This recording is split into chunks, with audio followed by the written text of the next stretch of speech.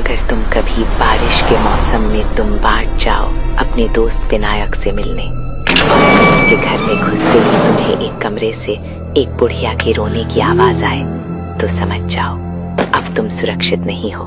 बचने के लिए ये रूल्स ध्यान से फॉलो करना। रूल 1, अगर तुम्हें एक कमरे में उसकी दादी दिखे जो जंजीरों से बंधी हुई है और वो तुम्हें अपनी तरफ बुलाए तो गलती से भी उसके पास मत जाना। अगर वो तुम पर हमला करने दौड़े तो जोर से चिल्लाओ, सो जा दादी, वरना हंसदार आ जाएगा।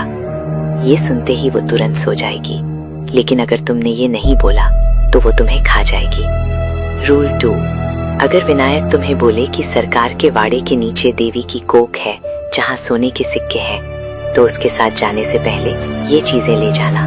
थोड़ा सा आटा, एक आटे की गुड़िया और रस्सी। बिना आटे की गुड़िया के कोख के अंदर गए तो हंसदार सीधे तुम पर टूट पड़ेगा और तुम्हें छू लेगा।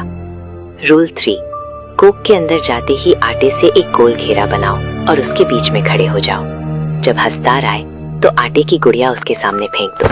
जब तक वो उसे खा रहा हो तभी उसकी कमर की पोटली से सिर्फ एक मुट्ठी सिक्के निकालो और भाग जाओ। अगर तुमने ज्यादा लेने की कोशिश की तो वो तुम्हें छू लेगा।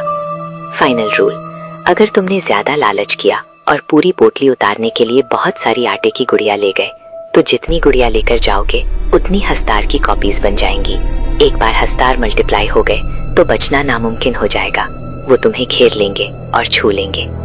लेकिन अगर कोख से निकलते वक्त हंसदार ने तुम्हें छू लिया तो तुम्हारा शरीर धीरे धीरे बदलने लगेगा।